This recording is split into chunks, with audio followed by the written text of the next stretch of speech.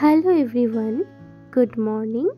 দার্জিলিংয়ের আরও একটি ব্লগে তোমাদের সকলকে স্বাগত।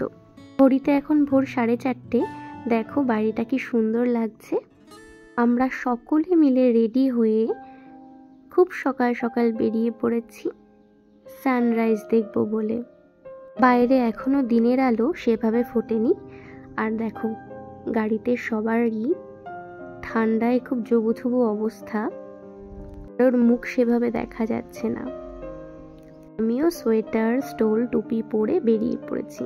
আর এই দেখো সবার অবস্থাটা দেখো একবার। গাড়িতে চলছিল গান, আর তাই দাদা পেছনে বসে বসে সবাইকে এন্টারটেন করছিল। ট্রিপে এরকম একজন মানুষ কিন্তু থাকলে ট্রিপটা আরও জমে যায়। দাদা ভীষণ এন্টারটেন করে। চলেছি টাইগার হিলের পথে। আজকে ভোর থেকেই চারপাশটা মেঘে আচ্ছন্ন, দেখা যাক কি হয় শেষ পর্যন্ত। আর এদিকে দেখো পাহাড়ের গা বেয়ে কি সুন্দর ছোট্ট ছোট্ট ফুল ফুটে আছে, কি ভালো লাগছে না দেখতে। আর এই যে আরেকজন এন্টারটেনমেন্টে ভরপুর। রাস্তায় যেতে যেতে চোখে পড়ল একটা কলেজ, আর ওখানকার রাস্তাগুলো এত সুন্দর, একদম স্মুথলি চলে যাচ্ছে। কি ভালো যে লাগছে, পাহাড়ের গায়ে রাস্তাগুলো এঁকে বেঁকে যাচ্ছে। আমাদের গাড়ির ড্রাইভার দাদার কাছ থেকে জানতে পারলাম এই যে চারিপাশে জঙ্গল দেখতে পাচ্ছ, এটা হলো টাইগার হিলের জঙ্গল। এখানে নাকি কপাল ভালো থাকলে ভাল্লুক, বাঘ সবেরই দেখা মেলে, তবে আমাদের কপালে জোটেনি। তোমাদের সাথে কথা বলতে বলতে পৌঁছে গেলাম। পৌঁছে দেখলাম আমাদের মতন আরও অনেক মানুষ এসেছে সানরাইজ দেখবে বলে। তবে দুর্ভাগ্যবশত মেঘে আকাশটা ঢেকে থাকায় আমাদের আর সানরাইজ দেখা হলো না। তবে অনেকগুলো ছবি তুলেছি সেখানে গিয়ে। প্রত্যেকের হাতেই ফোন। এই দেখো দাদা আমার ছবি তুলছে আর আমি দাদার। আমরা তো অনেক ছবি তুলেছি, তাই এই 4 বন্ধুর ছবিও তুলে দিলাম। বেশ কিছুক্ষণ ওখানে সময় কাটানোর পর এদিকে চলে এলাম চা খেতে। এখানে চা, ম্যাগি, কফি সবই বিক্রি হচ্ছিল। অত সকালে চা ছাড়া আমরা আর কিছুই খেলাম না। এদিকে দেখো আমাদের ট্রিপের ছোট্ট সদস্য কিন্তু ঘুমিয়ে পড়েছে। সানরাইজ না দেখতে পেয়ে আশাহত হয়ে ফিরে এলাম। আর এদিকে দেখো কি বড় বড় পাইন গাছ। চলে এলাম আরও একটা জায়গায়, পিস পাগোডা আর জাপানিজ মনেস্ট্রি। সবের মাঝে মনটা খুব খারাপ হয়ে গিয়েছিল সকাল থেকে মেঘের দেখা পেয়ে। এখানেও বেশ কিছু মানুষের ভিড় ছিল। চলো ঘুরে নেওয়া যাক। যেহেতু আজকের দিনটাই আমরা সময় পাবো পুরো দার্জিলিংটা ঘুরে নেওয়ার, তাই যতটা সম্ভব আমরা সব জায়গায় ঘুরে নেওয়ার চেষ্টা করছি। চলো ভেতরে যাওয়া যাক। এই হলো জাপানিজ মনেস্ট্রি। জায়গাটা এত সুন্দর, ছোট্ট ছোট্ট ফুল ছিল, খুব সুন্দর লাগছিল। খুব সুন্দর করে সাজানো ছিল। যদিও এই ফুলগুলোর নাম আমার ঠিক জানা নেই। সব কিছুর মাঝেই মনটা বারবার পাহাড়ের দিকেই চলে যাচ্ছিল, যে আজকে মেঘ থাকায় সকাল থেকে পাহাড়ের দর্শন পাওয়া যায়নি। এই চলে এলাম জাপানিজ মনেস্ট্রির ভেতরে। এখানে খুব সুন্দর করে একটা ছোট্ট বুদ্ধ মূর্তি রাখা আছে। আর সব থেকে ভালো লাগলো, দেখো এই সিঁড়িটা কি সুন্দর না, কাঠের তৈরি। চারপাশটাও বেশ সুন্দর করে নানান রকমের ছবি দিয়ে সাজানো ছিল, বেশ ভালো লাগছিল দেখতে। তবে আমরা 2-3 জনের মধ্যে গেছিলাম, বাকিরা বাইরেই দাঁড়িয়েছিল। ওরা বলল আমরা বাইরে আছি, তোমরা ঘুরে এসো। দেখো পুরো দেওয়াল জুড়ে কি সুন্দর ছবি টাঙানো আছে, খুব ভালো লাগছিল দেখতে এগুলো। আর এদিকেই একটা জানালা রয়েছে, এখান থেকে বাইরের দৃশ্যটা এত অপূর্ব লাগছে। জাপানিজ মনেস্ট্রি থেকে বেরিয়ে এলাম, এবার যাচ্ছি পিস পাগোডাতে। অনেকটা সিঁড়ি বেয়ে উঠতে হলো, তবে দেখো যত উপরে উঠছি বাইরের প্রকৃতিটা যেন আরো সুন্দর হয়ে ফুটে উঠছে, দেখতেও বেশ লাগছে। ওই দূরে আবছা আবছা পাহাড় দেখা যাচ্ছে, পুরোটাই তো মেঘে ঢাকা। আর তার মাঝখান থেকে পাইন গাছগুলো কি সুন্দর মাথা উঁচু করে দাঁড়িয়ে আছে দেখো। পাগোডার একদম উপর থেকে পুরো জায়গাটা ঠিক এরকম লাগে দেখতে। সামনে থেকে কিন্তু বেশ ভালো লাগছিল। জানি না ক্যামেরায় কেমন তুলতে পেরেছি। এখানেও আমরা অনেকটা সময় কাটিয়ে নিলাম। আর এই যে পাহাড়ের গায়ে ছোট্ট ছোট্ট কি সুন্দর ফুল ফুটে আছে। আর আমার কর্তার তো কাজই আর শেষ হয় না, যেখানেই যাই ফটোগ্রাফির কাজটা কিন্তু পেয়েই যায়। একজন কাপল আমাদেরকে দেখে ওকে বলল তাদের একটা ছবি তুলে দিতে। আর এদিকে দেখো কি সুন্দর ছোট্ট ছোট্ট কারুকার্য, খুব ভালো লাগছিল দেখতে। আর চারিপাশটা ঝাউ আর পাইন বন, এত ভালো লাগছিল দেখতে। আর এই যে ছোট্ট ছোট্ট যে ফুলগুলো ফুটে আছে সেগুলো তোমাদের সঙ্গে আরো একবার শেয়ার করে নিলাম।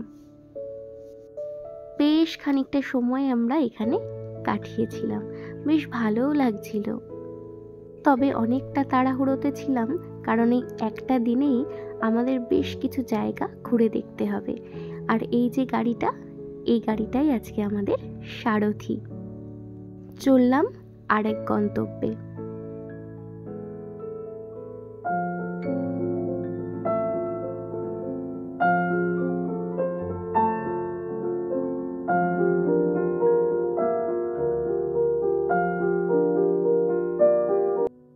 এরপর আমরা চলে এলাম রক গার্ডেন ঘুরতে।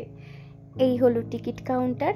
আর ভেতরে যে কি সুন্দর দৃশ্য দেখা যাচ্ছে দেখো, ঝর্ণা। প্রথমে ঢুকেই ঝর্ণা দেখতে পেয়েছি, মনটা একদম ভরে গেল। চলো ভেতরে যাওয়া যাক।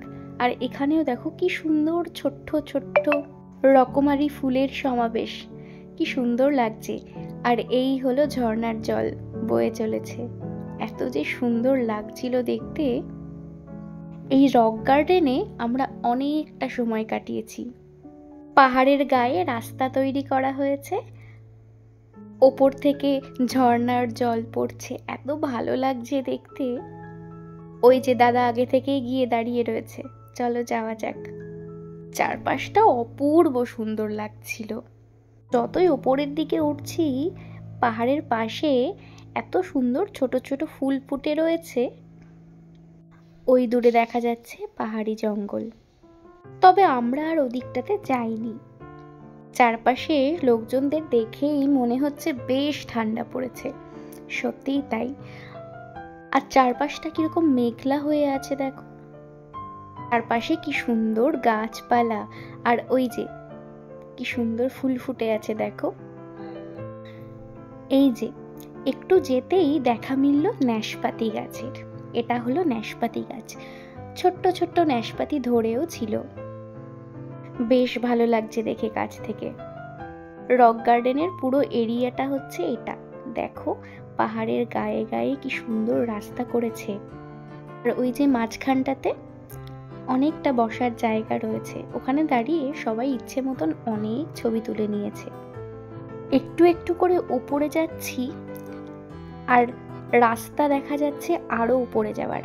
ওই যে দেখো এদিক দিয়ে রাস্তা চলে গেছে আরো উপরে যাওয়ার।